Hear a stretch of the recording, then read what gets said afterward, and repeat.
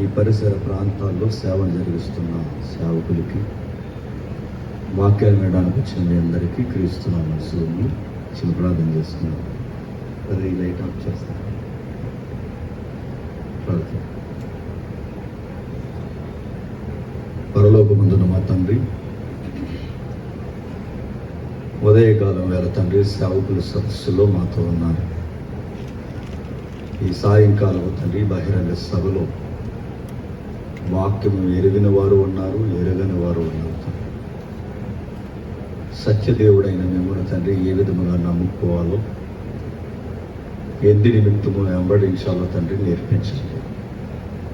ఈ ప్రాంతానికి తగిన సంగతులు చెప్పడానికి తండ్రి నన్ను ప్రేరేపించండి. రేపండి వచ్చిన వారు తండ్రి ఏదో వచ్చాము వెళ్ళిపోయామని కాకుండా భక్తి ఎంతవరకు వాక్యానుసారంగా ఉందో తండ్రి వారికి తెలియచేయండి. ఈ మహానగరాల్లో తండ్రి కోకొలుల సంఘాలు ఉన్నాయి. ఏ విధమైన పిలుపు కలిగి సంఘము నడుచుకోవాలో అన్ని జనుల మధ్య తండ్రి మేము చూపించాల్సిన తండ్రి మా విశ్వాసము, మా తార్కాణము తండ్రి ఎటుతో ప్రజలకు వెలువరించే తండ్రి భక్తిని ఏ విధముగా గడించాలో మా అందరితో తండ్రి ముఖాముఖిగా మీరు మాట్లాడండి.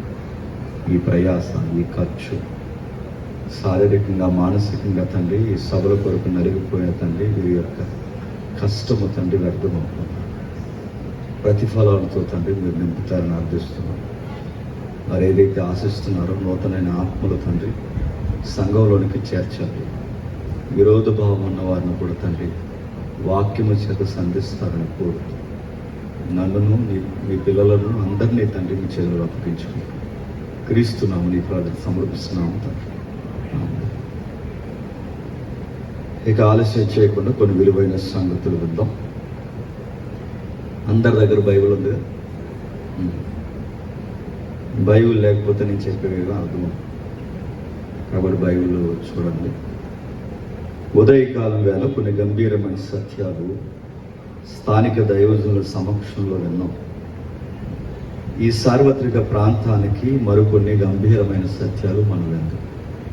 చూడ్డానికి ఆలస్యం చేయకుండా తిమోతికి రాసిన మొదటి పత్రిక, అపోస్తుడైన పౌలు గారు తిమోతికి రాసిన మొదటి పత్రిక 1వ అధ్యాయం 3వ వచనం చూడండి ఒకసారి. తిమోతికి రాసిన మొదటి పత్రిక 1వ అధ్యాయం 3వ వచనం. నేను మాసిదోనియాకి వెలుచుండగా సత్యానికి భిన్నమైన బోధ చెయ్యొద్దనియు, కల్పన కథలను,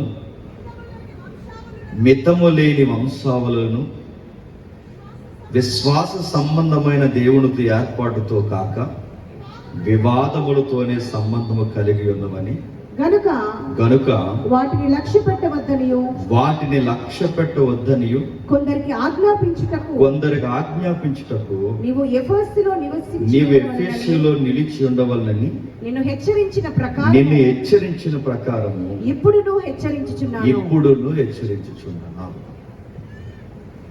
తెలుగు వచ్చి గనక చదువుకుంటున్నాం, అక్షరాలు తెలుసు గనక వాక్యాలు చదువుకోవడం అలవాటు చేస్తున్నాం. తిరగేసి ప్రశ్నించుకుంటున్నాము. చదివిన దాంట్లో మనకేమన్నా అర్థమైందా? సిగ్గు లేకుండా ఒప్పుకుందాం, అర్థం అవ్వలేదని అర్థమైంది. మనకు అక్షరాలు తెలుసు కనుక చదువుతాం, కానీ ఎంతవరకు అర్థమైంది? చదువు. ఒక వాక్యాన్ని మనం ధ్యానించినప్పుడు దాని చుట్టూ ఒక చరిత్ర ఉంటుంది. ఒక వాక్యాన్ని మనం కదిపినప్పుడు దాని చుట్టూ ఒక నేపథ్యం, రచయిత యొక్క ఉద్దేశం, అన్నిటికన్నా ముఖ్యంగా పరిశుద్ధాత్ముని యొక్క నెరవేర్పు, నడిపింపు ఉంటుంది. ఆ కోణాల్లో ఆ వాక్యాన్ని మనం చదవకపోతే, తెలుగులో సామెత ఉందా, మరి బీ సైడ్ ఏమంటారు నాకు తెలియదు, కానీ గుడ్డెద్దు చేలో పడింది. గుడ్డెద్దు చేలో పడితే ఏముంది? అది గుడ్డిదది. అరే బంగారం లాంటి ఆహారం దొరికిందని దానికి తెలియదు, మరి ఏం చేస్తుంది? తొక్కుకుంటూ వెళ్ళి. సేమ్ ఈరోజు మన వాక్యాన్ని అర్థం చేసుకోకపోతే ఈ బంగారం లాంటి ఆత్మీయ ఆహారాన్ని మనం ఏం చేస్తాం చెప్పండి? తొక్కేస్తాం తెలియదు. అందుకే వాక్యాన్ని మనం చదువుతున్నప్పుడు సందర్భానుసారంగా వాక్యాన్ని చదవాలి. కాకపోతే ఇప్పుడు సందర్భానుసారంగా వాక్యాలు చదివే వాళ్ళు ఎక్కడున్నారండి? క్యాలెండర్ల మీద వాక్యాలు చదివే వాళ్ళు ఉన్నారు. నెక్స్ట్, క్యాలెండర్ల మీద వాక్యాలు చదివే వాళ్ళు, డైలీ వెర్సెస్ చదివే వాళ్ళు ఉన్నారు. చివరికి 31st ఇచ్చిన ఒక వాగ్దానం కార్డు ఏడాదంతా చూసుకుని మురిసిపోయే వాళ్ళు ఎక్కువైపోయారు. నేను కార్డ్స్ తీసుకోవద్దని చెప్పట్లేదు, క్యాలెండర్ మీద వాక్యం చదవద్దని నేను చెప్పట్లేదు, కానీ అక్కడతోనే ఆగిపోవద్దని చెబుతున్నాను. ఆ కార్డు తీసుకున్నప్పుడు దానికి ఒక సందర్భం ఉంటుందిగా, ఆ సందర్భానికి బైబిల్కి ఒక లింక్ ఉంటుందిగా. దేవుడు నిజంగానే ఏడాదికి ఒక కార్డు ఇవ్వాలనుకుంటే 66 పుస్తకాలు ఎందుకు రాయించినట్టు? అంటే మనకున్న తెలివితేటలు ఆయనకి లేవనా? మనం ఎంత బతకొస్తుంది చెప్పున ఆ ఏడాదికి ఒక కార్డు తీసుకుంటాం, ఆ కార్డు చూసుకుంటూ మురిసిపోతాం. అందుకే అలా వద్దు. కార్డు తీసుకోండి, ఆ సందర్భంలో ఏముందో చదువుకోండి. 31st కూడా ఈ మాట అర్థాన్ని ఇబ్బంది పడకండి. 31st ఎప్పుడు కనబడిన విశ్వాసాలు అందరూ 31st కనబడతారు. 31st ఎందుకు కనబడతారంటే ఫెస్టివల్ సీజన్ ఈ రెండింగ్ అని. ఈ ఏడాది అంతా ఏదోలా తిరిగాం, ఈ ఏడాదిలో కూడా మమ్మల్ని చూస్తున్నట్టు నీ కళ్ళు మూసుకుని ఈ ఏడాది కూడా మమ్మల్ని కాపాడు, అదిగో నిన్ను ఆరాధిస్తున్నాం అన్నాక ఒక వాక్యం లైసెన్స్ లా మేము తీసుకుంటున్నాం అనడానికి అన్నమాట. కానీ మీరు గమనించండి, ఒక్క కార్డు తీసుకుని ఇంటికి వెళ్ళిపోతే సరిపోదా అన్నాను. చిలక జ్యోతిష్యం తెలుసా? చిలక జ్యోతిష్యం కొరకు దాని ముందు, ఆ చిలక ముందు కార్డులు పెడతాను. దానికి నచ్చిన కార్డు ఏదో ఒకటి తెస్తుంది, ఆ కార్డుని బట్టి భవిష్యత్తు ఏంటో వివరిస్తాను. ఇప్పుడు మన చిలకలన్నీ ఎప్పుడు వస్తాయి? ఎవరు 31st కార్డులు తీసుకోవడం. నేను అడుగుతున్నాను, తీసుకొద్దని నా ఉద్దేశం కాదు, అక్కడే ఆగిపోవద్దని నా ఉద్దేశం. తీసుకుని వెళ్ళిపోతారు, మళ్ళీ ఏడాదంతా మురిసిపోతారు. మరి వాక్యము 66 పుస్తకాలు. నాకు చాలా పెద్ద డౌట్ ఏంటి చెప్పిన, అసలు నీకంటూ ఒక సొంత బైబిల్ ఉందా? నీకంటూ ప్రతిరోజు చదువుకునే ఒక బైబిల్ ఉందా? నీకు సొంత బైబిల్ ఉందా? నాకు డౌట్ వచ్చి అడుగుతున్నాను. కార్డే పట్టుకుని మురిసిపోతాను. అందుకే ఏ వాక్యాన్ని చదివిన సందర్భాన్ని చదవకపోతే ఎఫెక్ట్ అవుతాం. 31st బిజీగా ఉంటాయని చర్చలు అంతా పాస్టర్ గారు కార్డులు తీశారు, ఆడవారి కార్డులు వేరేగా తీశారు, మగవారి కార్డులు వేరేగా తీశారు. ఈ కార్డులు వేరేగా తీసి ఆయన బిజీ వర్క్ ఉన్నవారే, జాగ్రత్త అబ్బాయి సాయంత్రం మనం పంచుదాం, జాగ్రత్తగా ఉంచరా అని అబ్బాయి అంటే, ఈ లోపు ఈ కార్డ్స్ తీసుకున్నవాడు కంగారు. ఈడేం చేశాడు? ఆడవారి కార్డులు మగవారి కార్డులు కలిపేశాడు. ఈ కలిపేస్తే ఏమైందో తెలిసి ఈ లోపు కార్డులు కలిసిపోయిన పాస్టర్ గారికి తెలియదు, యథావిధిగా ఇచ్చేస్తున్నాడు. ఇచ్చేసినప్పుడు ఆ కార్డులో ఒక మాట వచ్చింది, ఖచ్చితంగా ఈ ఏడాదిలో గర్భవతి అవుతావు నాకు అబ్బాయికి వచ్చింది. అవుతాడా? చస్తాడా? అవుతాడా? నేను అడుగుతున్నాను. కార్డులు చిలక జ్యోతిష్యం కార్డులు కాదు, వాగ్దానం కార్డులు అంటే దానికి ఒక అర్థం ఉంది, దానికి ఒక సందర్భం ఉంది. ఆ సందర్భానుసారంగానే చదవాలి. ఇప్పుడు చదువుతున్నాం. ఇప్పుడు మనం చదివిన వాక్యం సందర్భం ఏంటి? ఒక్కసారి వచ్చినంత చదువు. నేను మాసిదోనియాకు వెళ్ళుచుండగా సత్యానికి భిన్నమైన బోధ జరుగుతుంది తిమోతి. మాసిదోనియాకి వెళ్ళడం ఏంటి? మాసిదోనియాకి వెళ్ళేది ఎవరు? పౌలు మాసిదోనియాకి వెళ్ళడం ఏంటంటే ఈయన సువార్థికుడు, ప్రపంచ పర్యాటక సువార్థికుడు. మిషనరీ అనే పదం ఆయనకి సరిగ్గా సరిపోయే పదం. ఎవరికి? పౌలు గారు. ఆయన కొన్ని నెలలు ఎక్కడుంటాడు, కొన్ని నెలలు అక్కడుంటాడు, కొన్ని నెలలు ప్రాంతాల్లో ఉంటాడు, ఎఫ్ఎస్సిలో ఉంటాడు. ఎక్కడెక్కడ వెళ్ళాలో రోమ్, ఇటలీ, ప్రతి ప్రాంతాన్ని ఆయన కవర్ చేస్తాడు.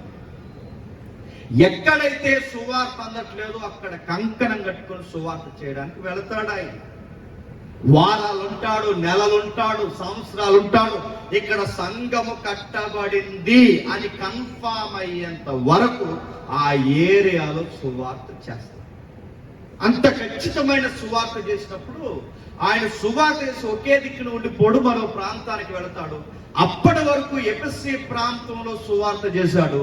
ఇప్పుడు సడన్ గా పిలుపు వచ్చింది. ఆయన ఏ ప్రాంతానికి పిలుపు వచ్చింది? ఒక తల్లి ప్రార్థన చేస్తుంది. ఆ ప్రార్థన ఏంటంటే, దేవా మా ప్రాంతాన్ని దర్శించువా అని ఆ సముద్రం ఒడ్డున, నదుల ఒడ్డున ప్రార్థన చేస్తుంది.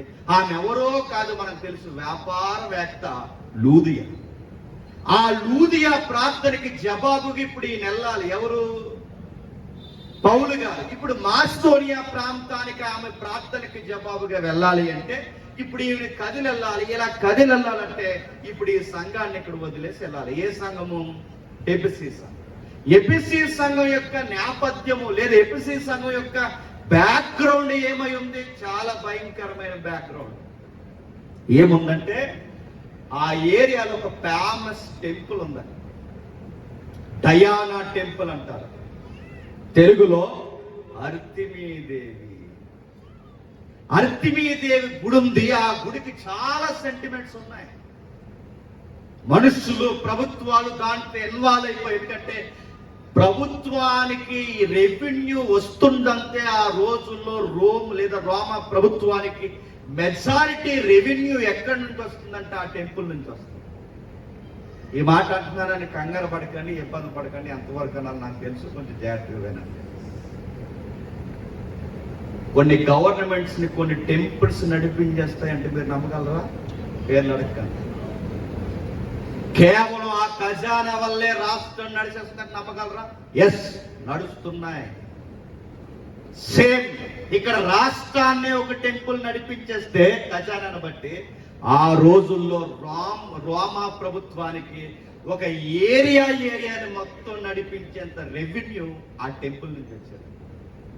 ఆ టెంపుల్ పేరు డయానా టెంపుల్, అర్తిమీదేవి యొక్క గుడి. ఆ గుడికి సెంటిమెంట్స్ ఉన్నాయి. ఆ ఎక్కడైతే మతం ఎక్కువ ఉంటుందో అక్కడ వ్యాపారాలు ఎక్కువ ఉంటాయి. వ్యాపారం తెలియకుండానే అభివృద్ధి పొందుతుంది. అంటే ఈ వ్యాపారాల్లో కూడా అక్కడ ఏ వ్యాపారాలు చేస్తారో? బెండకాయలు, దొండకాయలు అమ్మరాక. మత సంబంధమైన ఏరియా కనుక ఇప్పుడు వ్యాపారం కూడా దేనికి ముడిపడి ఉండాలి? మతానికే ముడిపడి ఉండాలి. రిలీజియన్ సెంటిమెంట్ ఉంది కనుక ఇప్పుడు వ్యాపారం కూడా రిలీజియన్ తోనే ముడిపడి. అందుకే అక్కడ ఏ వ్యాపారం ఉన్నాయంటే ఎండు గుడులు చేసే వ్యాపారాలు ఉన్నాయి. ఏం చేస్తారు అక్కడ గుడిలో? ఆ గుడికి సంబంధించిన ఒక చిన్న డెమో లాంటి చిన్న గుడి చేస్తారు. ఆ చిన్న గుడి చేసి ఆ గుడిలో ఆ దేవుడు బొమ్మ పెడతారు లేదా ఆ దేవత బొమ్మ పెడతారు. ఇంత గుడి ఉంటుంది. ఆ గుడి బొమ్మను తెచ్చుకుని ఎవరైతే ఇంట్లో పెట్టుకుంటారో పంటలు పండుతాయి, కడుపులు నిండుతాయి, సంతానం కలుగుద్ది, సమృద్ధి వస్తుంది, ఆరోగ్యాలు బాగుంటాయని వారి సెంటిమెంట్. మనకు కూడా అలాంటి సెంటిమెంట్స్ ఉన్నాయంటే మనం కూడా ఈ మధ్య డౌన్లోడ్ చేసుకుంటున్నాం. మరి ఏంట్రా ఈ డ్రెస్ కోడ్ ఏంట్రా అని అడిగితే తెలీదా? ఇది యేసుమా అన్నది. అరే ఇదేంట్రా, ఇది డ్రెస్ డిఫరెంట్ గా ఉన్నావు ఏంట్రా? ఆ చేతికి ఏంటంటే అదే మద్యం తాగకూడదని మధ్య కడియం వేసారు. ఇది ఎవరు కడియం అంటే మన మేరీ మాత కడియం ఇది అన్నది.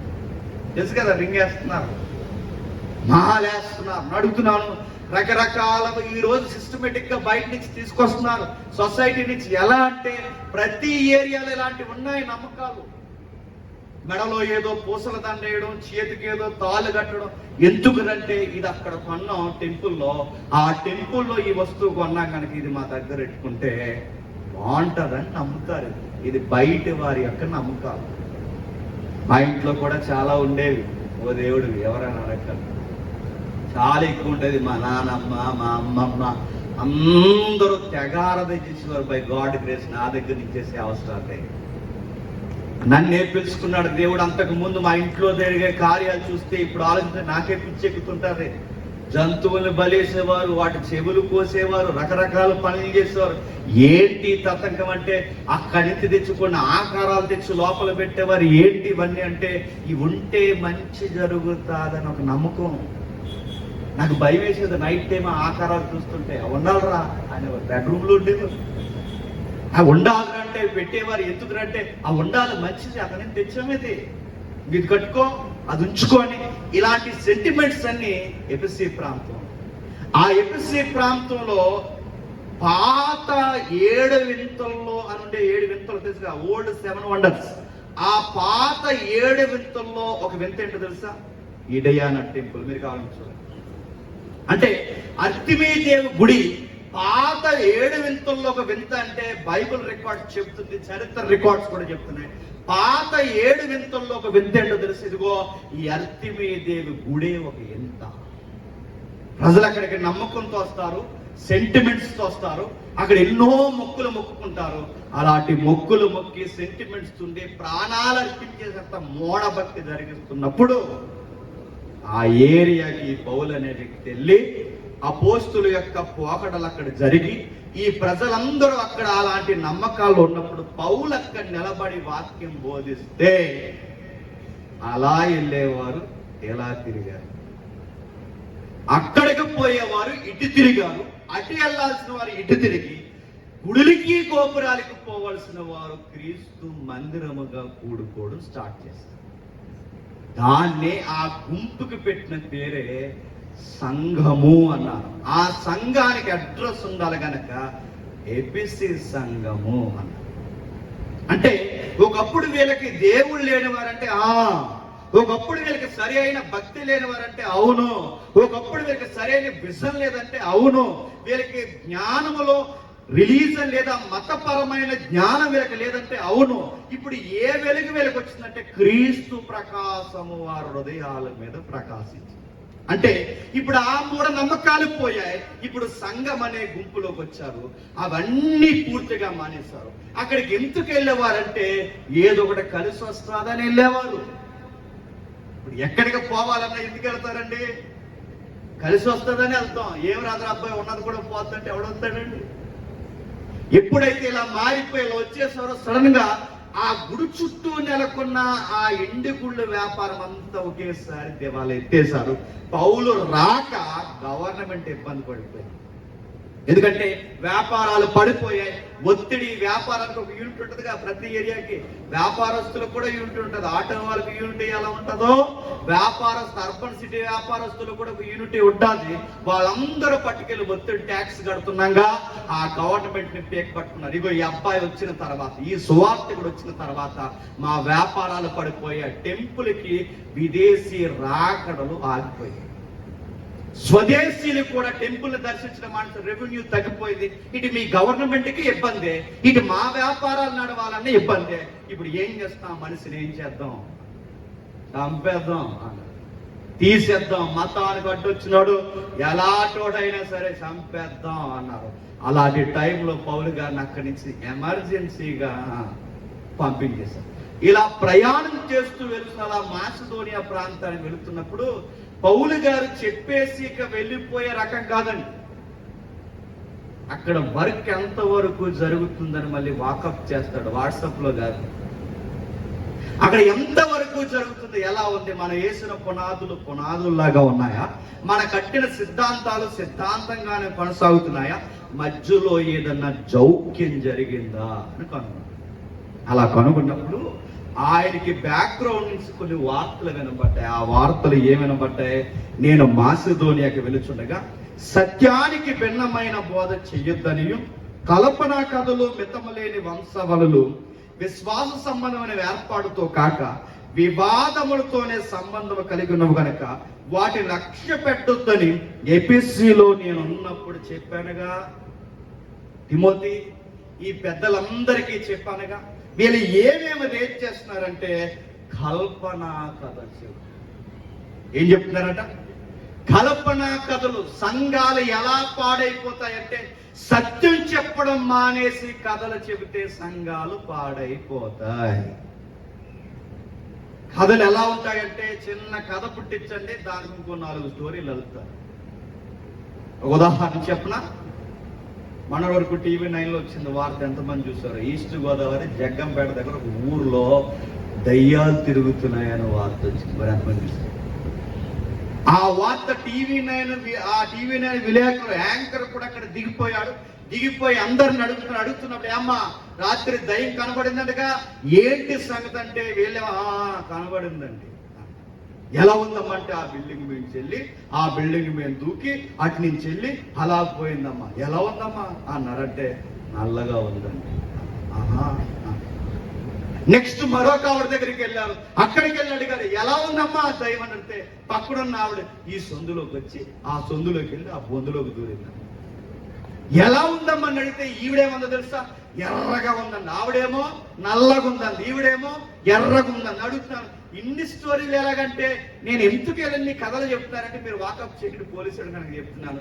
ఇన్ని స్టోరీలు ఎందుకు చెప్తారు చెప్పిన, నేను దయ్యాన్నే చూశానంటే ఇప్పుడు నన్ను ఏమనుకుంటారు చెప్పండి. హీరో ఉండ్రాడు, ధైర్యం కలిగిన గుండె అని చెప్పుకోవాలంటే ఇక సరిగ్గా 12:30 ఇక మేడ మీద దయ్యం కనబడిందంట, బొందులో దయ్యం కనబడిందంట. నేను అడుగుతున్నాను, 12:30 నీకు బయట పని, నేను అడుగుతున్న నీ పనేట టయాని. అందరి ఇంట్లో ఉంటే నువ్వు సొంగలెత్తు తిరుగుతున్నావు, అందరి ఇంట్లో ఉంటే నీకు మేడ మీద పనేటి అంటే నీకేంత కనబడింది? నువ్వేనా లేకపోతే నీలాగా ఎవరైనా తిరుగుతున్నారా? సరే ఇవి కథలు అంటారంటే అదుగో పులంటే చెప్పండి, ఇదిగో తోకంటారు. ఇవి కథలు ఎలా పుట్టుకొస్తాయి? అసలే యూదులకి కథలు చెప్పడం బాగా అలవాటు. ఆ కల్పన కథలు కల్పించేస్తున్నారు మిథము లేని వంశం.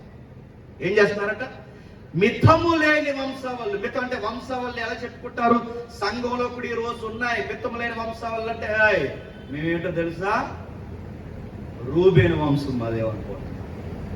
మేమెవరో అనుకుంటున్నారు? బెన్యామీను. మేమెవరో తెలుసా? గాదు. మేమెవరో తెలుసా?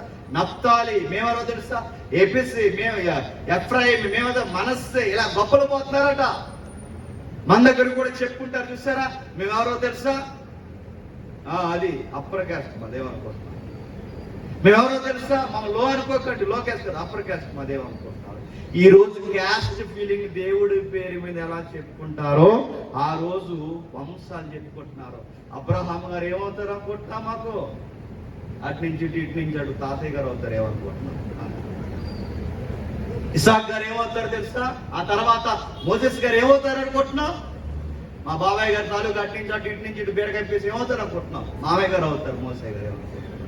ఇన్ని గొప్పలు పోతారు. మేము మోసయ్య గారి తాలీకు, మేము అబ్రహాం గారి తాలీకు, మా గోత్రం ఇది, మా వంశం ఇది అని చెప్పుకున్నప్పుడు పౌలు అన్నాడు, ఇలాంటివి సంఘంలో ఉండడానికి.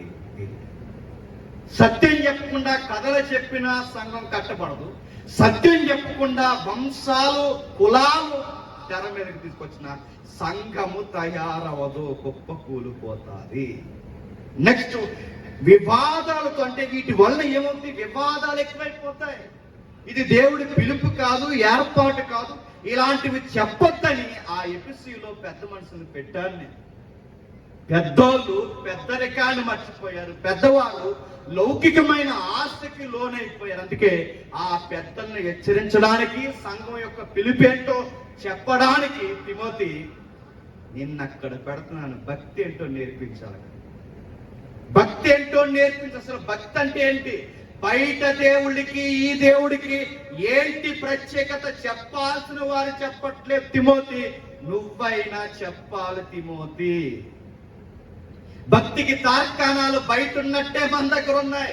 మన దగ్గర అలా ఉండకూడదు తిమోతి. మన భక్తి వేరు, మన దర్శనం వేరు, మన బతుకు వేరు, మన విధానాలు వేరు తిమోతి.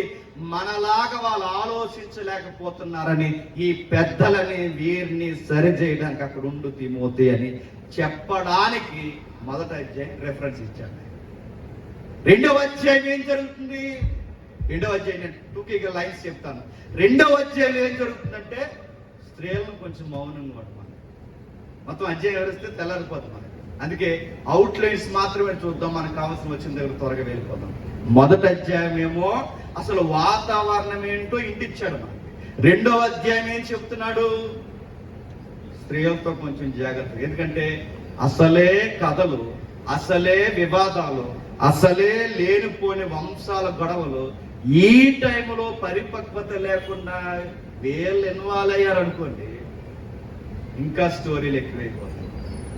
అందుకే కొన్ని రోజులు వాళ్ళని సైలెంట్గా ఉండాలి, వాళ్ళని ఎక్కువ మాట్లాడొద్దను. పైగా వీళ్ళకి ఒక సూత్రం చెప్తున్నాడు. ఆ సూత్రం ఏం చెప్తున్నాడంటే 14 వచనం చూడండి. 14 వచనం, మరియు ఆదాము మోసపరచబడలేదు గాని స్త్రీ మోసపరచబడి అపరాధములో పడిను. అయినను వారు స్వస్థ బుద్ధి కలిగి విశ్వాస ప్రేమ పరిశుద్ధుల యందు నిలకడగా ఉండిన ఎడల శిశు ప్రసూతి ద్వారా ఆమె రక్షింపను. ఏమర్థమైంది? కొంచెం జాగ్రత్తగా వినండి. ఇది ఒక టెక్నిక్, మెడికల్ టెక్నిక్ అంటారు. మెడికల్గా ఒక సూత్రం మీరు గుర్తుపెట్టుకుని, ముఖ్యంగా క్రైస్తవ తల్లుల్లో ప్రెగ్నెన్సీ టైంలో పాటించాల్సిన సూత్రం చెప్తున్నాడు. ఇక్కడ ఏం చెప్తున్నాడంటే, గొడవలు ఇలాంటివి ఇన్వాల్వ్ అవ్వద్దాను. ఎందుకంటే ఈ గొడవల విషయంలో సంఘం బాగున్నప్పుడు ఈ టైంలో వీళ్ళు ఇన్వాల్వ్ అయితే గొడవలు ఇంకా ఎక్కువైపోయి, ఎందుకంటే అసలే బలహీన ఘట్టం అన్నారు కదా. ఇప్పుడు వీళ్ళు చేయాల్సిన అతిపెద్ద ప్రాజెక్ట్ అంటే ఫ్యామిలీకి కొంచెం జాగ్రత్త. అయితే ప్రెగ్నెన్సీ టైంలో ఎలా ఉండాలట? ఈ మధ్యకాలంలో ప్రెగ్నెన్సీ టైమింగ్స్లో చాలా ప్రమాదాలు జరుగుతాయి. అవసరం లేకపోయినా ఆపరేషన్లు అంటున్నారు, బలవంతపు పురుళ్ళు పోయడానికి చూస్తున్నారు. చక్కగా పుట్టాల్సిన మా అన్న కొడుకుని చేతులార కొంతమంది డాక్టర్లు వాళ్ళకి పురుడు పోయిరు రాక చంపేశారు. అందుకే చెప్తున్నాను, చక్కగా పుట్టాడండి, అన్నీ బాగున్నాడు, వీళ్ళకి పురుడు పోయడం రాదు, దొంగ సర్టిఫికేట్ అనుకోవాలో, స్వార్థం అనుకోవాలో, అవసరం లేని ఆపరేషన్ చేయాలనుకుని మాకు వద్దన్న వైద్యం చేసి చంపేశారు. నాకు తెలియదు కానీ మా బిడ్డని చంపేశారు. ఆ రోజు బిడ్డ నేను ఎత్తుకున్నాను, ఆ శవాన్ని నేను ఎత్తుకుని ఇలాగా నెలలో ఉన్న బిడ్డను ఎత్తుకుని ఇలా ఒక మాట అన్నాను, నేను క్రైస్తవులను కాకపోతే ఇంకా మీ హాస్పిటల్ మేమే కనుక బయటలాగా ఒక్కసారి మా బిడ్డను బట్టి మేము ఆవేదన గురైతే ఇప్పటికి మీ హాస్పిటల్ సర్టిఫికేట్ ద్వారా మూసేదిరేమనుకున్నాను. డాక్టర్ క్షమాపణ చెప్పారు, అందరూ క్షమాపణ చెప్పారు. నేను క్రైస్తవులు, మీరు కూడా బాగుండాలని ఎప్పుడు ఏ బిడ్డకి ఏ తల్లిదండ్రులు ఇది చేయగలను. ఇలాంటివి ఇన్ని ప్రమాదాలు జరుగుతున్నాయి. నెలలు నిండకుండా బిడ్డలు పుట్టేస్తున్నారు, నెలలు నిండి బిడ్డ పుడితే ఆరోగ్యం లేకుండా పుడుతున్నారు. ఇన్ని ప్రమాదాలు ఎందుకు జరుగుతున్నాయి? బయట జరుగుతున్న కేసులు పక్కన పెట్టండి, మన విషయాల్లో కూడా ఇవి జరుగుతున్నప్పుడు దేవుడేగా గర్భఫలం ఇచ్చేది. ఆ విషయాలు ఎందుకు ఈ పొరపాటు జరుగుతుందంటే మన వారు పాటించవలసినవి పాటించట్లేదు. ఏ అంటే గర్భఫలం టైంలో పేకల మీదకి ప్రాణాలు పోయేంత నొప్పులు ఎవరు తెచ్చారండి? ఆ వచనంలో ఉంది. ఎవరు తెచ్చారు? అవ్వమ్మ తెచ్చింది. ఆది తల్లి ఎవరు తెచ్చారు? అవ్వమ్మ తెచ్చింది.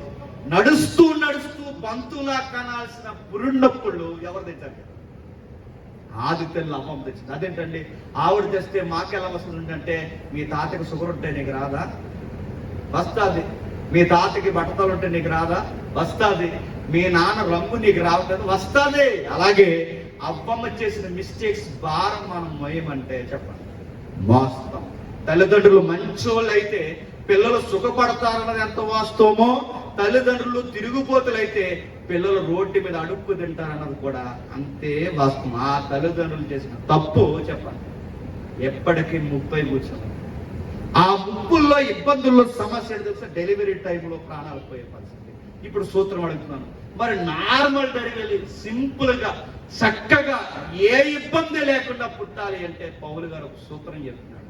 ఆ సూత్రం ఏంటో తెలుసా? నేను చదువుతాను, మీరు చూడండి. ఆయనను డెలివరీ జరుగుతున్న టైంలో లేదా ప్రెగ్నెన్సీ నెలలు నిండిపోయిన టైంలో ఆ తల్లికి ఉండాల్సింది ఏంటో తెలుసా? స్వస్థ బుద్ధి ఉండాలి. నెక్స్ట్ విశ్వాస ప్రేమ ఉండాలట. నెక్స్ట్ పరిశుద్ధత ఉండాలి. పరిశుద్ధతల యందు నిలకడగా ఉండాలి. మొట్టమొదటి ఏముండాలట? స్వస్థ. చెప్పండి. లేదా ఆ నెలలు నిండుతున్న టైంలో ఏ బుద్ధి ఉండాలి చెప్పండి? స్వస్థ బుద్ధి అంటే మంచిగా ఆలోచించాలి. ఆ టైంలోనే నెలలు నిండాయి కదా, నీకు ఏ పని చేయని అత్తను దొరికింది అవకాశం అని ఏడ్పించేయకూడదు. ఆ టైంలో భర్తకి భారం అయిపోకూడదు. ఆ టైంలో చాలా మంచి తప్పేడు చెప్తా, ఇంత గర్భాలు వేసుకుని మక్కిలి మీద అలా సై వేసుకుని అలా ఆయనతో గొడవడుతున్నారు. ఏంటి నేను వెళ్ళిపోతాను, నేను కన్ను అనకపోతే నడుతున్నాను. ఆ గొడవలు అదే చాలా మంది గొడవలు జరుగుతున్నప్పుడు ఇంత గర్భం వేసుకుని అలా వెళ్ళి వెనక చేయలేకుని గొడవలు వింటారండి. అదే వద్దు, ఆ బుద్ధే వద్దు. ఆ టైంలో ఎవరు తెలిస్తే మంచి వాతావరణం ఉండాలి, మంచిగా మాట్లాడాలి, వాక్యాలు వినాలి, ప్రార్థన చేయాలి, పాటలు వినాలి, మంచి మాటలు మాత్రమే వినాలి, మంచి బుద్ధి ఉండాలి. ఆ టైంలో ఏ గొడవలు పెడితే ఆ గొడవ చిన్న చిన్న గొడవలు పెట్టుకోకూడదు. ఆ గొడవలు పెడితే నీ యొక్క మనస్సు డిస్టర్బెన్స్ అయిపోతుంది. నెక్స్ట్ చెప్తున్నాడు, విశ్వాసం ఉండాలి. ఎవరి మీద? దేవుడి మీద. ప్రేమ ఉండాలి, ప్రజల మీద, కుటుంబం మీద. పరిశుద్ధత యందు, స్వస్థ బుద్ధి యందు, విశ్వాసం యందు, ప్రేమ యందు, ఈ యొక్క మంచి విలువలలో, ఈ మోరల్ నైతికతలో వాళ్ళ నిలకడ గుండి మెయింటైన్ చేస్తే డెలివరీ సుఖంగా జరిగిపోతుంది. మీకు అర్థమవుతుందా? అంటే డెలివరీ చాలా ఫ్రీగా జరగాలి అంటే ఏం చేయాలి? ఈ క్వాలిటీస్ మెయింటైన్ చేస్తారా? ఫుడ్ మెయింటైన్ చేస్తారు చెప్పండి, బెడ్ మెయింటైన్ చేస్తారు, ఏది మెయింటైన్ చేయాలి చెప్పండి? యాటిట్యూడ్ మెయింటైన్ చేయాలి. అది మెయింటైన్ చేస్తే ఆ టైంలో ఏం జరుగుతుందో తెలుసా? సుఖమైన కాను జరుగుతుంది. తిమోతికి చెప్తున్నారు 2వ అధ్యాయంలో, ఇదిగో 1వ అధ్యాయంలో పరిస్థితులు ఏంటో చెప్తున్నాను తిమోతి, 2వ అధ్యాయంలో స్త్రీలో జాగ్రత్త ఉండమని చెప్తున్నాను తిమోతి, జాగ్రత్త. ఆ 2వ అధ్యాయంలో మరో మాట చెప్తారు, 1వ వచనాల్లో మీరు ఇంటికి వెళ్ళినారు చదవండి. మీ రాజకీయాలు మీ మీద ఉన్నప్పుడు ఎలాంటి నాయకులు మీకు రావాలో ఎంపిక చేసుకుని ప్రార్థన చేయడంలో కూడా జాగ్రత్త తిమోతి. రాజకీయాలతో జాగ్రత్త తిమోతి, ఇన్వాల్వ్ అవ్వకండి, కానీ మంచి అధికారులు ఉండాలని ప్రార్థన చేయాలి. అలాగే సంసారం నడిపిస్తున్న తల్లులు కూడా బాగుండాలని ప్రార్థన. ఇది 2వ అధ్యాయం అయిపోయింది. మరి 3వ అధ్యాయం ఏం చెప్తున్నాడు? కావలసిన అధ్యాయానికి వెళ్ళిపోతాం త్వరగా తెలుసుకుని. 3వ అధ్యాయం ఏం చెప్తున్నాడు? మొదలు వచ్చిన ఎవడైనను అధ్యక్ష పదవిని ఆశించిన ఎడల అట్టివాడు దొడ్డ పనిని అపేక్షించుచున్నాడన్న మాట నమ్మదగినది. అధ్యక్షుడు అంటే సంఘానికి కీలకమైన పెద్ద. వాళ్ళు ఎలా ఉండాలంటే వాళ్ళకి చాలా పెద్ద పని ఉంది. వాళ్ళు ఎలా ఉండాలంటే వాళ్ళకి నిందలు ఉండకూడదు, ఏకపత్ని పురుషుడై ఉండాలి, మితముగా మాట్లాడాలి, స్వస్థ బుద్ధి గలవాడై ఉండాలి, మర్యాదస్తుడై ఉండాలి, అతిథి ప్రియుడై ఉండాలి. పాస్టర్ గారు లేకపోతే ఈయనే బోధించేంత జ్ఞానం ఉండాలి. నా మాటలు మీకు అర్థమవుతున్నాయా? మనకి సందర్భం ఈ వాక్యాలు అర్థం కావాలి అంటే భక్తి అంటే ఏంటో తెలియాలంటే ఇవి ఉన్నాయి. సంఘంలో ప్రాబ్లమ్స్ ఏంటో చెబుతున్నాడు. ఆ ప్రాబ్లం ఎక్కువ అవ్వకూడదంటే ఎవరిని మౌనంగా ఉండమన్నాడో చెప్పాడు. నెక్స్ట్ 3వ అధ్యాయంకి వచ్చేసరికి ఎల్డర్స్ జాగ్రత్త, పెద్దలు జాగ్రత్త. పెద్దలు ఎలా ఉండాలి? మర్యాద ఇవ్వాలి, మితముగా ఉండాలి. మనం పెద్దల్ని ఎలాంటి పెడతాం? మితముగా ఉండాలని పెట్టాం చెప్పండి.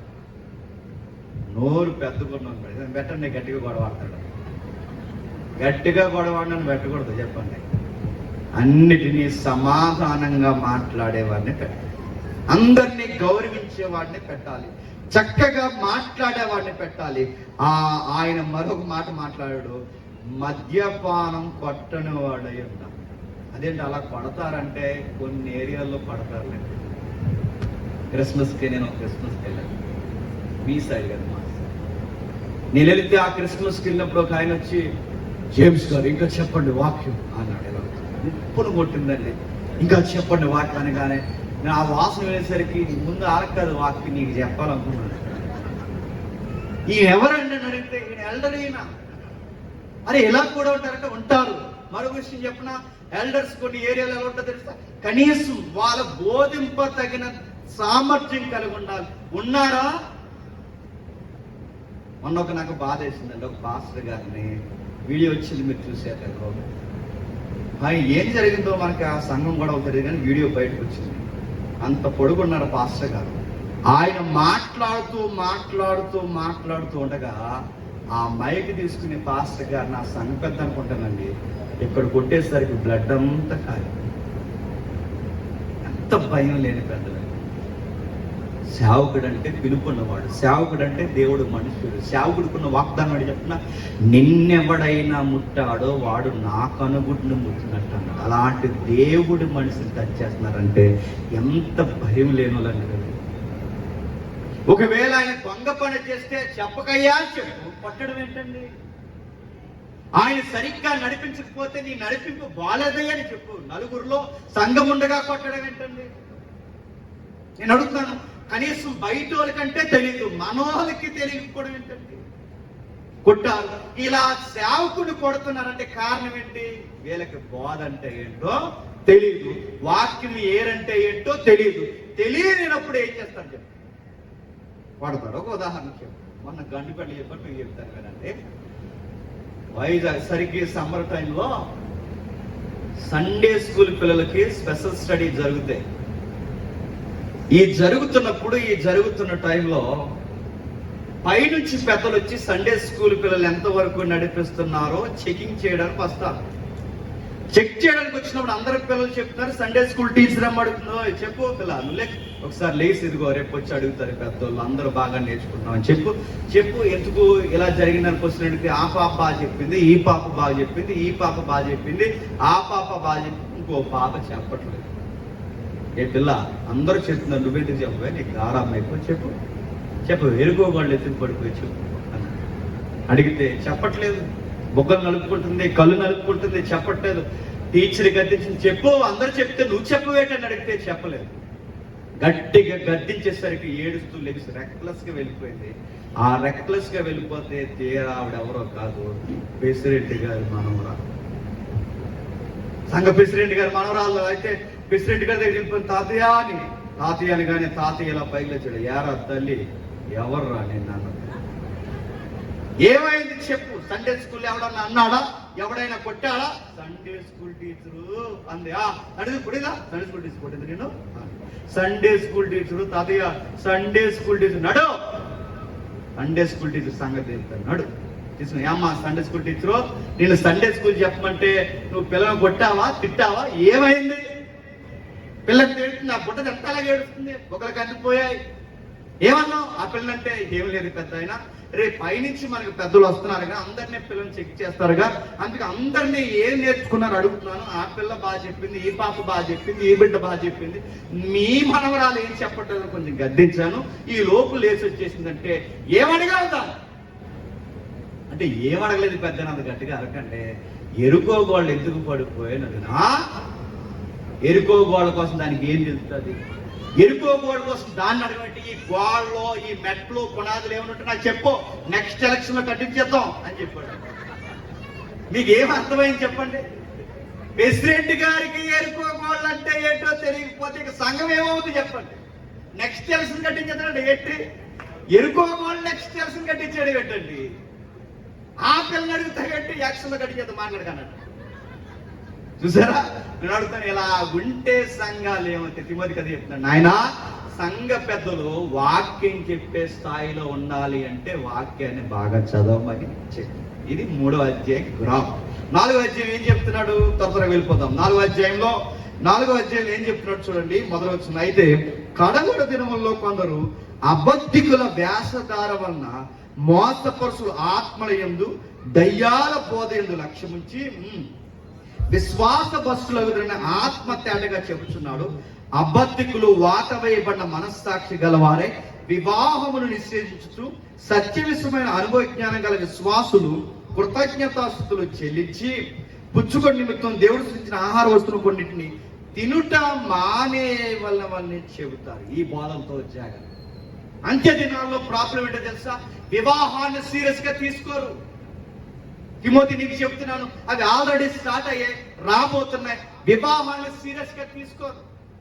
కేరళ రాష్ట్రంలో ఏం జరిగింది, కేరళ అంటే ఏ రాష్ట్రం మనకు తెలుసు, బాధపడే విషయం.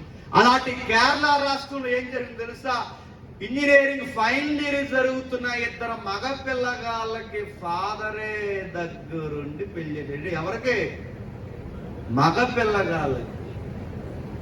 పైగా కేరళ రాష్ట్రం అంటే క్రిస్టియన్ రాష్ట్రం అని పేరు. అలాంటి దిక్కున ఒక ఆయన, ఈయనే దగ్గరుండి, ఆ వీడియో బయటకు వచ్చింది, ఈయన దగ్గరుండి ఈ పిల్లగాడికి ఆ పిల్లగాడికి పెళ్లి చేస్తే ఆ వీడియోలో ఒకడు సిగ్గుపడిపోతున్నాడు, ఇంకోటి తాళి కడతాడు, చచ్చిపోవాలనిపించింది ఆ వీడియో చూసి. ఈయన దగ్గరుండి వాక్యం చదువుతుండే, ఈయన వాక్యం చదవబెట్టి ఆడి సిగ్గుపడిపోడు, ఆడి పెంట సొక్క వేసుకున్నాడు, ఆడి సిగ్గుపడిపోవడం పెట్టి ఈడు తాళి కట్టడం పెట్టండి. నాయన తిమోతి, సంఘానికి ఎలాంటివి దాపరిస్తాయంటే ఇలాంటి దరిద్రాలన్నీ దాపరిస్తాయి. జగన్ మొదట అధ్యాయం ఏం చెప్పాడు, పరిస్థితి ఏముందో చెప్పాడు. 2వ అధ్యాయం ఏం చెప్పాడు, రాజకీయాలతో జాగ్రత్త అని చెప్పాడు, స్త్రీలతో జాగ్రత్త అని చెప్పాడు. 3వ అధ్యాయం ఏం చెప్పాడు, అధ్యక్షులు పెద్దలు ఎలా ఉండాలి చెప్పాడు. 4వ అధ్యాయం ఏం చెప్తున్నాడు, బోధలు విచిత్రమైన బోధలు వస్తే జాగ్రత్త అని చెప్తున్నాడు. ఇంకా ఏం చెప్తున్నాడు, ముసలమ్మ ముచ్చట్లు పెట్టొద్దు. ముఖ్యంగా నీకు చెప్తున్నాను, నిన్నే సంఘాన్ని చూసి నడుస్తుంది కనుక నువ్వు సంఘానికి రోల్ మోడల్గా ఉండాలి తిమోతి. నువ్వు బాగా సంఘాన్ని నడిపించాలంటే నువ్వు బాగా బైబిల్ చదవాలి. అయ్యా ఉంటాయి కింద మాట. నువ్వు సంఘాన్ని విశ్వాసంతో కట్టాలంటే ముందు నువ్వు బాగా విశ్వాసంతో నింపబడాలి. నీవు ప్రవర్తన, సంఘంలో మంచి ప్రవర్తన కలిగి ఉండాలంటే అందరికీ నీ ప్రవర్తన చూపించాలి. మాటలలోను, చేతలలోను, కార్యముల్లోను, చదువుటయందు, పరిశుద్ధతయందు నిలకడగా ఇలా ఉండని ఎడల నీ బోధ వినువారిని నిన్ను ఎలాగ చేసి నీ బోధ వినువారిని నువ్వు రక్షించుకుంటావు. ఇది 4వ అధ్యాయం. మనకు కావాల్సిన అధ్యాయం దగ్గరికి వెళ్తున్నాం. ఒక్కసారి 5వ అధ్యాయం. 5వ అధ్యాయం ఏం చెప్తున్నాడు? 10వ వచనం చూడండి. వృద్ధుని గద్దింపక, పెద్దవారిని గద్దింపక, తండ్రిగా భావించి అతని హెచ్చరించుము. అన్నదమ్ములను, యవనులను, తల్లులని, వృద్ధ స్త్రీలను, అక్క చెల్లెండ్రని పూర్ణ పవిత్రతతో యవన స్త్రీలను హెచ్చరించుము. ఏం చెప్తున్నాడు? వావి వరుసల కోసం చెప్తున్నాడు. సంఘంలో ఎలా పడతారో పిలవద్దను, నిక్ నేమ్స్ బయట పెట్టుకోమని. కానీ సంఘంలోకి వచ్చినప్పుడు జాగ్రత్త. సంఘంలో ఎలా పిలుచుకోవాలంటే పెద్దవారు ఎవరైనా ఉంటే నీ ఇంట్లో తండ్రిని ఎంత గౌరవిస్తావో ఇక్కడ వయసు మళ్ళిన పెద్దవారిని కూడా అంతే తండ్రిలా గౌరవించాలి. వయసులో పెద్దవారు ఎవరైనా ఉంటే ఇదిగో తల్లులు సమానులు, వయసులో పెద్దవారు ఎవరైనా ఉంటే తండ్రులు సమానులు. నీకన్నా కొంచెం వయసులో పెద్దవాళ్ళు ఉంటే అక్క లేదా చెల్లి, నీకన్నా వయసులో పెద్దోడైతే అన్న లేదా తమ్ముడు. ఈ పిలుపులే ఉండాలి. సంఘంలో ఈ మధ్యకాలంలో బాధాకరమైన విషయం ఏంటి చెప్పనా? అరే బావా అని పిలుస్తాడు. చంపేస్తాడు దేవుడు ఇలా పిలుపులు. మీరు బయట పిలుచుకొని ఇలా వంకర పిలుపులని. సంఘంలో కుదరదు. సంఘంలో సహోదరుడు, సహోదరి, తండ్రి, తల్లి ఇలాంటి పవిత్రమైన పిలుపులు తప్ప చెప్పండి వేరే పిలుపులేమి ఉండకూడదు. ఇది సంఘం. ఇది తిమోతి పత్రిక యొక్క నేపథ్యం. ఇప్పుడు మనకు కావాల్సిన వచ్చింది ఇవేం చెప్పట్లేదట ఎఫెసీలో ఉన్న పెద్ద. మరి ఏం చెప్తున్నారు వీళ్ళు? ఎండాకాలంలో ఎండ ఎక్కువ తగ్గుతుంది కాదు, ఏసీ లేదు కదా ఇంటికి. అవును, యేసుప్రభు గారు నమ్మకం చెప్పండి. ఏసీ మీరు నిజంగానే చెప్తున్నారు. నాకు చాలా బాధ వేసి భయం వేసే వాక్యం అండి. ఎండలో వెళుతున్నప్పుడు నీ కుటుంబం అంతటికి ఎండ తగులుతుందా? కారు కావాలా? కారు. అప్పుల చేత బాధపడతావా? ఉద్యోగం లేక ఇబ్బంది పడుతున్నావా? అవును అన్నారు. నడుతున్నాను. లాభాలు కావాలంటే ఈ దేవుణ్ణి నమ్మండి అన్న బోధ ఎఫెసీలో జరుగుతుందంట. తిమోతి నేను ఎందుకు పెట్టని చెప్పిన? నైతికత చెప్పడం మానేశారు. సంఘము సమాజానికి వేరుగుందని చెప్పడం మానేశారు. వ్యాపారాలు ప్రకటించినట్టు ఈ దేవుని కొరకు ప్రకటిస్తారు. మొన్నటి వరకు వెళ్ళి ఎఫెసీ గుడికి ఎందుకు వెళ్ళారు? వీళ్ళు పంటలు పండుతాయని వెళ్ళారు. మొన్నటి వరకు అర్తిమీ దేవుని దగ్గరికి ఎందుకు వెళ్ళారేమో, వీళ్ళ కడుపులు నిండుతాయని వెళ్ళారు. ఆ అర్తిమీ దేవుని ఎందుకు నమ్ముకున్నారు? వాళ్ళకి పిల్లలు పడతారని, ఇల్లు కడతారని, అప్పులు పోతాయని, ఆపద మొక్కులు మొక్కుకుని వెళ్ళారు. ఇప్పుడు యేసు ప్రభు దగ్గర కూడా ఇంటికే వస్తే ఆ దేవుడికి ఈ దేవుడికి తేడా ఏముంది తిమోతి? వాళ్ళు ఈ లోక సంబంధమైన భక్తి కొరకు ఆ దేవుడిని నమ్ముతారు. మనం ఎందుకు ఈ దేవుడిని నమ్మాలి చెప్పండి తిమోతి? నేనే ఈ దేవుణ్ణి నమ్మిన తర్వాత అన్ని పెంటతో సమానమని వదిలొస్తే ఆ పెంట కొరకే ప్రభువుని నమ్మమని చెప్తున్నారంటే ఇది సత్యమా? ఇది బోధ? ఇది సంఘమా? వీళ్ళందరూ ఎందుకు ఇలా బోధిస్తున్నారు? ఎఫెసీ సంఘంలో ఎందుకు పెట్టారు తెలుసా? వీళ్ళకి కావాలని. ఎందుకు కావాలని చేస్తారు? 6వ అధ్యాయం చూడండి. 6వ అధ్యాయం ఇక్కడ చేరుకున్న 6వ అధ్యాయం 5వ వచనం. చెడిపోయిన మనస్సు కలిగి సత్యహీనులై దైవభక్తి గొప్ప లాభాలనుకుంటున్నారు. యేసుక్రీస్తు వారిని ఎందుకు నమ్ముకుంటున్నారు? లాభాల కొరకు. అందుకు నమ్మకూడదు. యేసు ప్రభు నమ్ముకో, నీకు రోగం తగ్గిపోతుంటే అది భక్తి కాదు. ఇది ఎలా చెప్పినా, నేను నీ ఇంటికి వస్తే నాకేమిస్తావు, మీరు మా ఇంటికి వస్తే ఏం తెస్తావన్న వ్యాపార సూత్రంలా లేదండి ఇది. తెలుగులో సామెత కదా, ఇంటికి వస్తే ఏమిస్తారో మా ఇంటికి వస్తే ఎప్పుడు పట్టుకెళ్ళిపోయే బుద్ధే. అక్కడికి వెళ్ళినా వాళ్ళే మనకి ఇవ్వాలి, వాళ్ళ మన ఇంటికి వచ్చినా చెప్పండి మన ఈ చుట్టాల దగ్గర ఉపయోగించే సూత్రం ఎక్కడ పెట్టని తీసుకొచ్చి చెప్పండి. దేవుడి దగ్గర, దేవా నీ చర్చికి వస్తా మాకేమిస్తావు, నువ్వు మా ఇంటికి వస్తే ఏమిస్తావు? ఏమిస్తాడు? నీ కొరకు ప్రాణం ఇచ్చాను. ఏమివ్వాలి? నీ పాపాలు అడ్డొస్తున్నాయని సశరీరుడిగా ఇలలోనికి వచ్చి బతుకు విలువ ఏంటనే ఏమివ్వాలి? నీ ఇప్పటికే నీకు చాలా ఇచ్చాడు, చూడడం రావట్లేదు. ఇప్పటికే నీకు నాకు చాలా చేశాడు, మనకి కళ్ళతో చూడడం రావట్లేదు.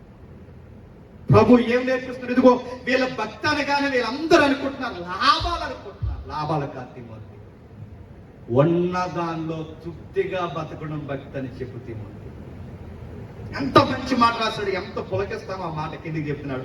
సంతుష్టి సహితమైన దైవ భక్తి గొప్ప లాభ సాధనమై ఉన్నదని మనం ఈ లోకములోనికి ఏమీయూ తేలేదు, దీనిలో నుంచి ఏమీయూ తీసుకుని పోలేదు. యేసు ప్రభుని ఎందుకు నమ్మాలి తెలుసా?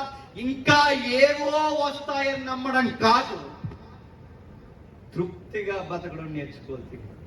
ఒక ఉదాహరణ చెప్తాను వినండి. సిటీస్ లో సేవ చేయాలంటే పాస్టర్ గారికి చాలా ఇబ్బంది అండి. బ్యాక్గ్రౌండ్ ఉన్నాయనైతే పర్లేదు, నడిపించేస్తాడు. బ్యాక్గ్రౌండ్ లేని కొత్తగా సేవకు వచ్చిన వాడైతే తలా మొలకలై. నాకు సేవకులు అంటే చాలా గౌరవం. ఆ సేవకుల ఉదాహరణ చూసినప్పుడు నాకు భయం వేస్తుంది. ఎందుకో చెప్పినా, అది సిటీకి వచ్చినప్పుడు సిటీలో మీకు రెంట్లు ఎలా ఉంటాయో టాప్ లేసిపోతాయి.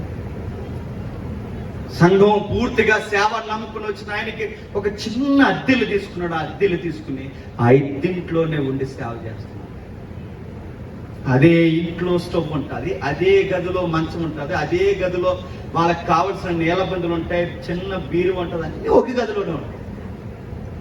ఆ గదిలోనే ఆ గదిలోనే ఉంటూ సేవ చేస్తాడు. అప్పటికే ఆ పాస్టర్ గారికి 2 పిల్లలు ఉన్నారు, మగ పిల్లలు. ఆ 2 మగ పిల్లలకు తోడు ఇప్పుడు పాస్టర్ అమ్మ గారు మళ్ళీ ఆడపిల్లకి జన్మించారు. ఆ ఇంట్లో ఒకే ఒక్క మంచం పడుతుంది. ఇప్పుడు ఆవిడ బాలేదు కాదు, చిన్న బిడ్డ, నెలలు నిండిన బిడ్డ. ఇప్పుడు 2 కింద పడుకోకూడదు, మంచం మీద నిద్రపోవాలి. మంచం మీద నిద్రపోవాలి అంటే ఈ 2 పిల్లగాళ్ళు ఉన్నారు కదా, కుదిరిలేని పిల్లగాళ్ళు 2. వీళ్ళు ఏం చేశారు? వాళ్ళ అమ్మకు మంచం ఇవ్వకుండా అందరికన్నా ముందే ఆ డబల్ కట్టెక్కి పడుకున్నారు. వాళ్ళ నాన్న దిగండ్రా అంటే ఏడుస్తాడు. ఇప్పుడు ఆ మంచం మీద మనం నిద్రపోకూడదు, చెల్లి అమ్మ నిద్రపోవాలంటే 2 పిల్లలకు అర్థమవుతుంది. అప్పుడు ఆ మాస్టర్ ఏమన్నా తెలుసా? వీళ్ళని కదిపోయినంటే మారాన్ చేస్తారు. మారాన్ చేశారంటే ఇప్పుడు అర్ధరాత్రి గోలవుతుంది. అర్ధరాత్రి గోలవుతే చుట్టుపక్కల ఏమంటారంటే, ఇదిగో ఈ క్రైస్తవులకి అందుకే ఇల్లు ఇవ్వద్దు అంటారు. వీళ్ళు పడుకోరు రాత్రి. వీళ్ళు ఎక్కడుంటే అక్కడ డిస్టర్బెన్స్ అని ఇప్పుడు నాకు ఇబ్బంది అయితే దేవుడికి చెప్పారు వస్తుందని ఆ పాస్టర్ గారు ఏం చేశారు తెలుసా? మరే మీరు మంచం మీద ఉన్నాడు, నేను కింద బెత్తేసుకున్నాను, దీని మీదకి ఎవడు రాకూడదు రే, నేను ఫస్ట్ వెళ్తున్నాను. ఎవడు ఫస్ట్ వస్తాడో ఎవడు గెలుస్తాడో ఆడిదే రేపెత్తాం, ఎవడు దిగుతాడు, నేను వెళ్ళిపోతున్నాను అనగానే టకటకని ఎదురు దిగిపోయి నాన్న నేను నేను నేను దిగుతాను. తక్కువ మంది దిగిపోయినట్టే వీళ్ళిద్దరూ తప్పుడు కప్పి మన ముగ్గురు ఇక్కడ పడుకున్నాం. చెల్లిని కానీ అమ్మని కానీ ఇక్కడ రానివద్దాను. అవును రానివద్దు అన్న. మీకు మాట చెప్తున్నా, దేవా ఇంత సేవ చేస్తున్నాను, కనీసం నా బిడ్డలు నిద్రపోవడానికి కూడా మంచం లేదని ఏడలేదు సేవకు. ఉన్న దానిలో తృప్తిగా బతకడం నేర్చుకున్నాడు. చూసారా? అది భక్తి అంటే. అది భక్తి అంటే. భక్తి అనగానే నాకు బిల్డింగ్ ఇవ్వు, నాకు ఉద్యోగం ఇవ్వు, నాకు అది కాదు ప్రభా, ఇది కూడా లేని వాళ్ళు ఉన్నారు ప్రభా, ఇది చాలని ఎప్పుడైతే నీకు చూడటం వస్తాదో అది భక్తి. ఈ యేసు ప్రభు నమ్ముకుంటే ఏమొస్తాది కాదు, బతకడం నేర్చుకుంటాం. అది ఇస్తావా, ఇది ఇస్తావా, ఇది ఇస్తావా కాదు, ఏమి ఇవ్వాలి నీకు? ప్రాణం ఇచ్చాడు. ఉన్నదానికి బయటకు వెళ్ళి చూడు, ఆ రెంట కూడా కట్టలేక డ్రైనేజీలు పక్కన పరకాలేసి బతుకుతున్న వాళ్ళు ఉన్నారు. ఆ పాస్టర్ గారు తెలుసు కనుక, దేవా నాకున్న దానిలో ఏమడగదు, నాకున్న దానిలో నా భక్తిలో నేను తృప్తి నేర్చుకున్నాను. మరో ఉదాహరణ చెప్తాను కదా, బయటికి వెళ్ళి చూడండి. బిర్యానీకి పలావుకి తేడా తెలియని బతుకులు ఉన్నాయంటే మీరు నమ్మగలరా? బయటికి వెళ్ళి చూడండి, పాచిపోయిన అన్నాన్ని పరమన్నంలో తినే వాళ్ళు ఉన్నారు. బయటికి వెళ్ళి చూడండి, నీకు 3 కోట్ల అన్నం ఇచ్చాడు, ఇంకేం ఇవ్వాలి నీకు? నీకు ఎన్ని ఇచ్చాడు చెప్పండి. మనకు ఇల్లు ఉంది, మనకి సొంత ఇల్లులు ఉన్నాయి. ఒకవేళ రెంట్ కడితే మంచి హౌస్లో ఉంటున్నావు, ఫర్నిచర్ ఉంది, చదువుకుంటున్నారు, అన్నీ ఉన్నాయి. బయటికి వెళ్ళి చూడండి, పిల్లలు చదివితే పోషించలేక పిల్లలు కూడా పనికెళ్తారు. ఏమి ఇవ్వాలి?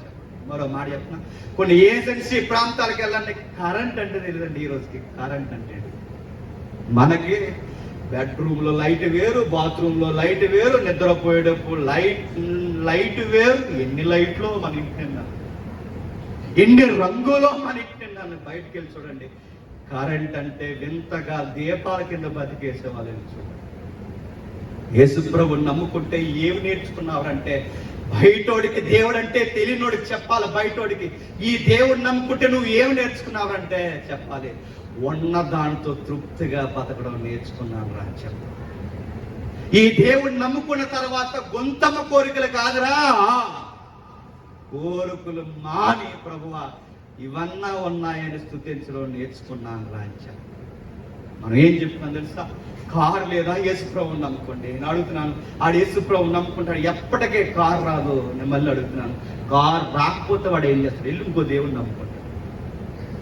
ఇల్లు లేదా? యేసుప్రభుని నమ్ముకుంటూ అంటారు. ఇప్పుడు ఇల్లు లేదు, వాడికి రాదు. ఆ ఇల్లు రాకపోతే ఇంకో ఈ దేవుడు కదా దేవుడు నమ్ముకు ఇల్లు వస్తాడు, ఆ దేవుడి దగ్గరికి పో. రాయితీల కొరకు ప్రభువుని నమ్మకూడదండి. ఎందుకు యేసుక్రీస్తు వారిని నమ్మాలో చెప్పిన? తృప్తి కొరకు నమ్మాలి. మరొక ఉదాహరణ చెప్తాను, నాకు ఈ ఉదాహరణ చాలా ఇష్టం. పాస్టర్ గారే ఒక పూటే వండుకుంటాడండి. ఆ పాస్టర్ భక్తిలో ఉన్న దైవజనులు ఒక్క పూటే వండుకుంటాడు. ఆ పాస్టర్ ఒకే ఒక ఉదయం వండుతాడు. ఆ ఉదయం రైసే బిడ్డకి కొంచెం అన్నం పెట్టి స్కూల్కి పంపిస్తాడు. ఆ మిగిలిన రైస్ మధ్యాహ్నం తింటాడు. ఆ మిగిలిన రైస్ నైట్ తింటాడు. ఒక్క పూట వండుకుంటాడు. పేదరికం, కట్టికి పేదరికం. ఎంత పేదరికం అన్నా పేదరికంగా మూలకున్న సేవను మాత్రమే జీవితంగా చేస్తున్న ఉన్నతమైన దైవజనుడు అలా వండుకుని వెళితే రోజు ఈ పిల్లలు ఆయనకు ఒక మంచి ఆలోచన ఉంది. ఎంత పేదరికం ఉన్నా బిడ్డను బాగా చదివించాలి. ఎందుకంటే భవిష్యత్తు తరాలకి సేవ చేయాలి అంటే సేవకుల కన్నా విశ్వాసులకు తెలివితేటలు ఎక్కువ. నీకు అర్థమవుతున్నాయా?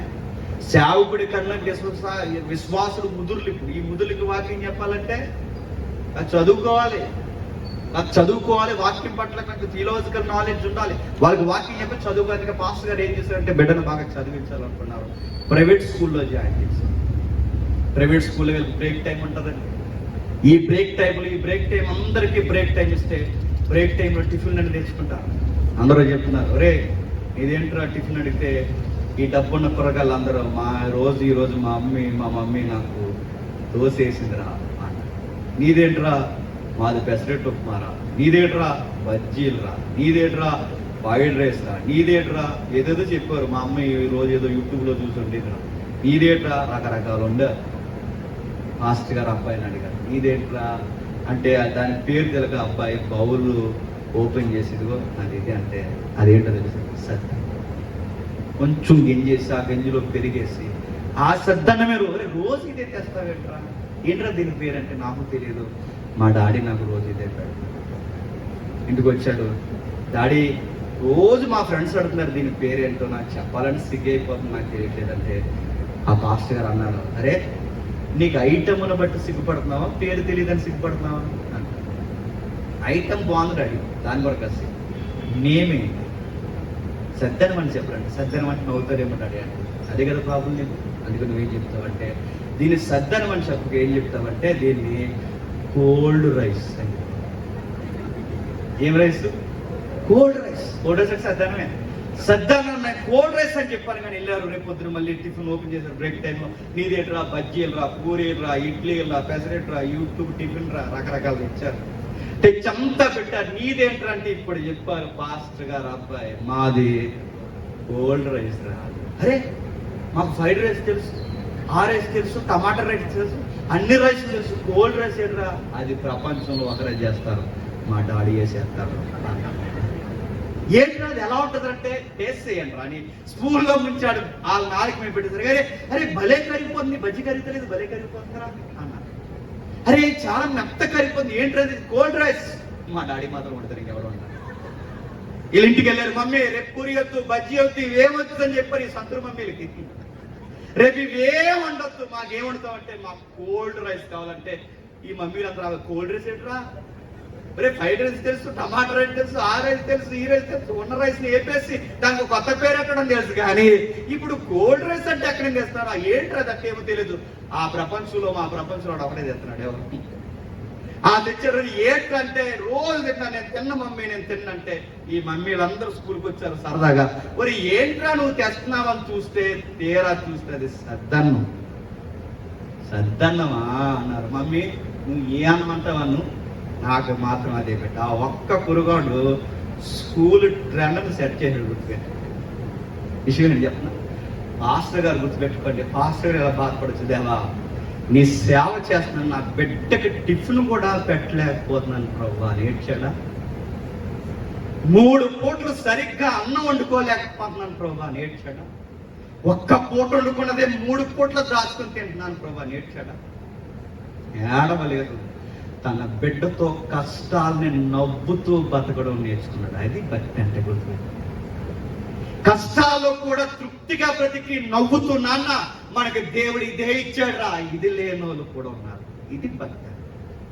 దేవాన్ని నమ్ముకున్నా నాకు ఇది ఇస్తావా, దేవాన్ని నీది నమ్ముకున్నా నాకు ఇది ఇస్తావా, దేవాన్ని ఇది నిన్ను నమ్ముకుని నీకు ఇది ఇస్తావంటే ఏమి ఇవ్వాలి అడుగుతాను. చాలా ఇచ్చాడు మనకే చెప్పాలి, చూడటం రా. ఇల్లు ఇచ్చాడు, వాహనం ఇచ్చాడు, ఉద్యోగం ఇచ్చాడు, అన్నీ ఇచ్చాడు. ఇంకేమి ఇవ్వాలి? ఇంకా ఎక్కువ ఇవ్వాలంటే దేవుడు ఆలోచిస్తాడు. అది చెప్పిన ఎంతకన్నా ఎక్కువిస్తే నీకు చూడటం రాదు. ఎందుకు చెప్పిన పౌలు గారు ఒక మాట ఎప్పటికీ భయం వేసే మాట అండి. 8వ వచనం ఏమంటున్నాడు చూడండి, దీనిలో నుండి ఏమి తీసుకొని పోలేదు, కాగా అన్న వస్త్రములు గలవారమై ఉండి వాటితో తృప్తి పొంది ఉందము ధనవంతులగుటకు. ఏంటట? అన్న వస్త్రములు గలవారమే. తృప్తిగా భక్తిగా బతకడానికి, తృప్తిగా ఉండడానికి ఏముంటే సరిపోతట? అన్నము, చెప్పండి, వస్త్రం. పౌలు గారు మీకు యేసుప్రభు నమ్ముకున్న తర్వాత మీకు ఏం కావాలని అడిగితే ఆయన చెప్పే మాట చెప్పిన, వేసుకోవడానికి ఒక బట్ట, చెప్పండి, తినడానికి ఇప్పుడు మెతుకులు ఉంటే సాల్సా అన్నారు. నేను అడుగుతున్నాను రివర్స్, మనకు ఒక బట్టే ఉందంటారా, చాలా బట్టలు ఉన్నాయంటారు? మనకి ఎన్ని రకాల ఐటమ్ ఉన్నాయండి. మధ్యాహ్నం వేసుకున్న కర్రీ సాయంత్రం వేసుకో, ఎంత లగ్జరీయో మనకి. నైట్ కర్రీ ఉదయం టిఫిన్ లోకి ఇష్టపడం మనం, ఎంత లగ్జరీయో మనకి.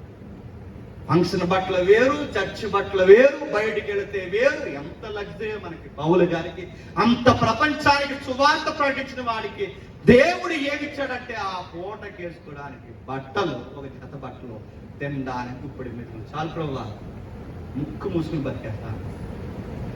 ఈరోజు ఈ సిటీస్ లో మనకు కనబడుతుంది చెప్పిన సంతూరు 1,00,000 అడ్వర్టైజ్మెంట్లు ఇచ్చినట్టు ఇస్తున్నారండి. ఇంకో మైక్ తీసుకోండి, యేసుప్రభువు నమ్ముకున్నాక మీకు ఏమొచ్చాయి చెప్పండి, చెప్పగల తెలియజెప్తున్నారు. ఇది ఎలా ఉందో తెలుసా, బయట కూడా ఎలా ఉందో తెలుసా, బయట మార్కెటింగ్ ఎలా చేస్తారు కూడా. ఒక సోప్ ఆ మార్కెట్ లో బాగా అమ్ముడుకోవాలంటే ఇది ఒక యాక్టర్కి ఇస్తాడు. యాక్టర్కి ఇచ్చి ఆవిడ ఇలా మెలమెలా మెరిసే సోప్ అలా తీసుకుని అలా రాసుకుంటే నేను ఎందుకు తెల్లగవడానికి కాదు ఈ సోప్ అని కానీ అందరూ కొనేస్తారు. సేమ్ అడ్వర్టైజ్మెంట్ లా లేదండి. ఇదిగో నేను ఈ సోప్ కొన్నాను కాబట్టి ఎలా ఉన్నాను, ఇది ఎలా ఉంది చెప్పినప్పుడు నేను ఈ దేవుడిని నమ్ముకున్నాను కాబట్టి దీన్ని మా వ్యాపారం అంటారు.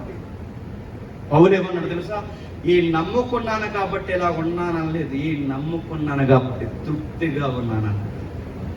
ఈ దేవుడిని నమ్ముకున్నాను కాబట్టి బతకడం నేర్చుకున్నాను. అన్న వస్త్రము గల వారిమై ఉండి వాటితో తృప్తిగా బతికి. నేను ఈ మాట మీకు ఇబ్బందిగా ఉన్నా తప్పదు నేను అంటున్నాను. యేసుప్రభు వారిని నమ్ముకున్న తర్వాత భక్తిలో తృప్తిగా బతకడం నేర్చుకున్నారా, అడగడం నేర్చుకున్నారా? ఒకవేళ ఉన్న దానితో బతకడమే మీరు నేర్చుకుంటే మీ భక్తి పోవదు. యేసుప్రభుని నమ్ముకున్న తర్వాత కిరాణా స్టోర్లో చదివినట్టు ఇంత చదువుతున్నారంటే చెప్పండి, వ్యాపారం కొరకు నమ్మినట్టే దేవుడు నమ్మరు.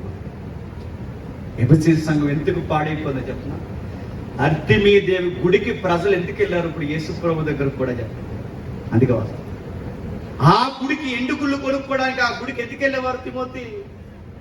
ఏదో ఒకటి కలిసి వస్తుందని వెళ్ళేవారు. ఇప్పుడు ఆ గుడికి వెళ్ళిన ప్రజలు అంతకెళ్తే ఇప్పుడు ఎక్కడికి కూడా ఎందుకు వస్తాయి? ఇంకేముంది తిమోతి? నేను ఒక సీక్రెట్ నేర్చుకున్నాను. ఆ సీక్రెట్ ఎక్కడుండి చెబుతున్నాడు? మరో పత్రికలో సెలవిచ్చాడు చూడు. ఫిలిప్పీలకు రాసిన పత్రిక 4వ అధ్యాయం, ఫిలిప్పీలకు రాసిన పత్రిక 4వ అధ్యాయం, ఫిలిప్పీలకు రాసిన పత్రిక 4వ అధ్యాయం 11వ వచనం. కాగా నాకు కొదువ కలిగినందున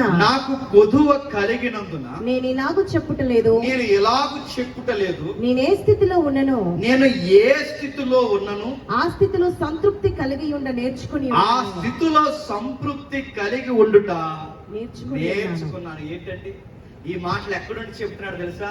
మీరు ఇంటికి ఎంత రిజిస్టర్ చదవండి. జైల్లో ఉండి చెప్తున్నాడు. ఫిలిప్పీ పత్రిక ఎక్కడుండి రాస్తున్నాడు? జైల్లో ఉండి రాస్తున్నాడు. జైల్లో ఉండేవాట తెలుసా? జైల్లో ఉన్నా నేను తృప్తిగానే ఉన్నా. మనమైతే ఏమంటామండి? యేసుప్రభు నమ్ముకున్న తర్వాత అన్ని మాకు బాధలు ఎక్కువైపోయి దేవుడికి నమస్కారం అంటాం. కానీ పౌలు ఏమన్నాడు తెలుసా?